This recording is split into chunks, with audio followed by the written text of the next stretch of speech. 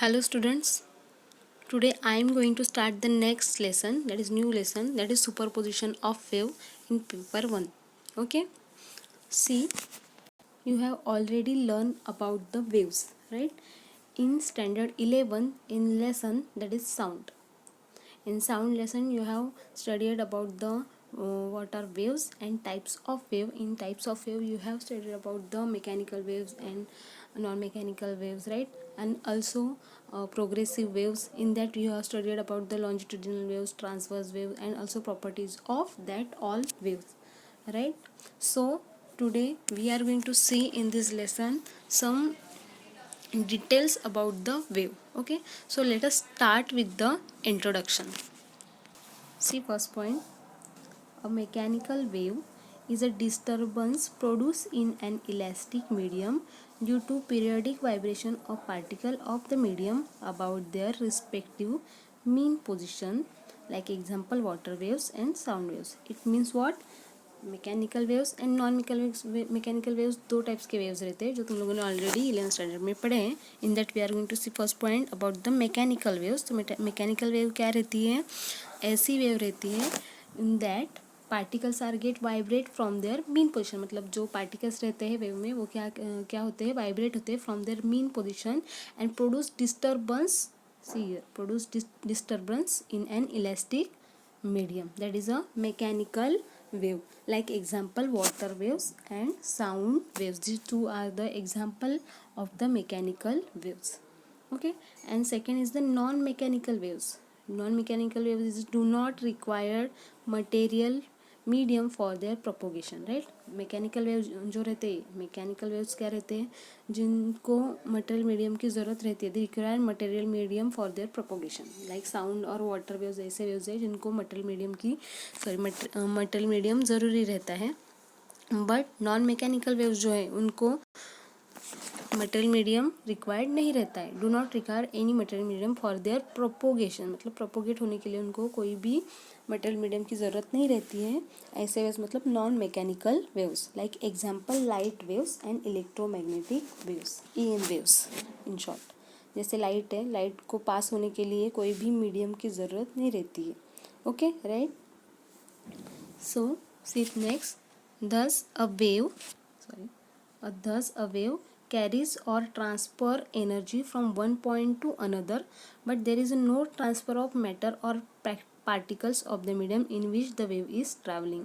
Okay, मतलब ये जो वेव प्रोपोगेट होती है तब क्या होता है कि देर is a transfer of energy from one point to another. मतलब यहाँ पे एनर्जी क्या होती है? ट्रांसफ़र होती है from one to another. But there is a no transfer of matter. मतलब यहाँ पे जो मैटर और पार्टिकल, यहाँ पे जो पार्टिकल्स वाइब्रेट होते हैं from their mean position for their mean position, वहाँ पे पार्टिकल्स एक ही जगह पे वाइब्रेट होते हैं. पार्टिकल्स ट्रांसफ़र नहीं होते. वहाँ पे पार्टिकल एक दूसरे को क्या करते हैं? एनर्जी ट्रांसफ़र करते हैं. ओके, तो यहाँ पे क्या होता है? सिर्फ there is a transfer of energy from one point to another. Okay, in which the wave is travelling. Next, in this chapter we will study mechanical waves, reflection of these waves, principle of superposition of waves, various phenomena like formation of stationary waves, beats and their application. मतलब इस lesson में हम लोग क्या क्या देखने वाले हैं कि मैकेनिकल वेव्स जो है हम लोगों ने पढ़े, लॉन्जिट्यूडिनल ट्रांसवर्स वेव, उनके बारे में पढ़ने वाले हैं. Again reflection of this wave, मतलब जो लॉन्जिट्यूडिनल ट्रांसवर्स वेव्स है उनके रिफ्लेक्शन के बारे में पढ़ने वाले हैं. Again principle of superposition of wave, then again formation of stationary wave, then bits and their application. Okay, see next, first of all we are going to see about the progressive wave that you have already studied in 11th, right? What is progressive wave? A wave in which the disturbance produced in the medium travels in a given direction continuously from one particle to another is a progressive wave or a traveling wave. मतलब progressive wave कैसी wave है जिसमें क्या होता है कि जो disturbance produce होता है वो कंटिन्यूसली क्या होता है? एक ही डायरेक्शन में मूव होता है या प्रोग्रेस होता है. That is the progressive wave. जैसे एग्जांपल है यहाँ पे इमेज में भी दिखा होगा कि वाटर में हम लोगों ने समझो स्टोन ड्रॉप किया तो क्या होगा कि वहाँ पे वाटर वेव्स क्रिएट होने वाले हैं, राइट। वो जो वाटर वेव्स है यहाँ पे दिख रहा है, देखो ये जो वाटर वेव्स है ये क्या होते हैं, कंटिन्यूसली फॉर्म होती जाती है, continuously there is a formation of waves, मतलब उनकी डायरेक्शन क्या रहती है, कंटिन्यूस रहती है, okay. That is wave is a progressive wave. Next, a wave equation. Now see the equation of wave, okay. See, this is the equation of wave. Y is equal to xt, where y is the position, okay. Then y is equal to xt, that is equal to a sin kx minus omega t, where a is amplitude, मतलब यहाँ पे जो a दिख रहा है capital A, ये क्या है, amplitude of the wave. k is 2 pi by lambda, अभी लैम्बडा तुम लोग को पता है, lambda is wavelength, right, is the wave number, and lambda and omega are the wavelength and the angular frequency. Lambda क्या है, wavelength है, and omega क्या है, angular frequency of the wave। अब तक तुम लोगों ने जो n देखा था वो frequency थी, ओनली फ्रीक्वेंसी, यहाँ पे क्या है, angular frequency is denoted by omega, and v is equal to omega by k is the speed, मतलब फॉर्मूला क्या है v का, w upon k is the speed. The SI unit of k, lambda and w are radian per metre और radian metre inverse. ये किसका है, k का unit है, m is the unit of lambda and radian per second is the unit of w, okay. If t, capital T is the time period, right, time period of oscillation, t क्या है, time period of oscillation है, then n is equal to 1 upon t, this is also you are studied in 11th। n is equal to क्या रहता है, n क्या रहता है, मतलब जो फ्रीक्वेंसी रहती है वो टाइम पीरियड का क्या रहता है, reciprocal, okay, and that is given by omega upon 2 pi, because t की वैल्यू क्या रहती है, 2 pi by omega, right. T का फॉर्मूला क्या है, टी 2 पाई बाय ओमेगा, तो 1 अपॉन टी कितना होगा, मतलब एन का फॉर्मूला क्या हो जाएगा, n is equal to 1 upon T, मतलब क्या आ जाएगा, omega, sorry, omega upon 2 pi, right, is the frequency of oscillation measured in hertz और सेकेंड इनवर्स, मतलब फ्रीक्वेंसी का यूनिट है हर्ट्स और second inverse, okay.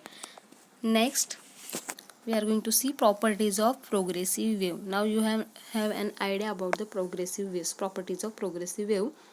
So also we are going to see the repetition of properties of progressive wave. So see here, first point, each particle in a medium executes the same type of vibration, मतलब जो particles रहते हैं wave में वो क्या करते हैं, same type of vibration execute करते हैं, ओके।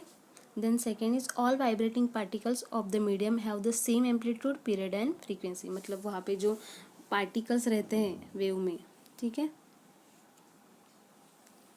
समझो यहाँ पे एक पार्टिकल है, यहाँ पे एक पार्टिकल है, यहाँ पे एक पार्टिकल है, ठीक है, तो इनका जो एम्पलीट्यूड रहता है, सी दिस एम्पलीट्यूड, ये जो ये है एम्पलीट्यूड, ये जो हाइट है फ्रॉम मीन पोजीशन से यहाँ तक, ठीक है, ये इसको एम्पलीट्यूड बोलते हैं। ये एम्पलीट्यूड क्या रहता है, सेम रहता है।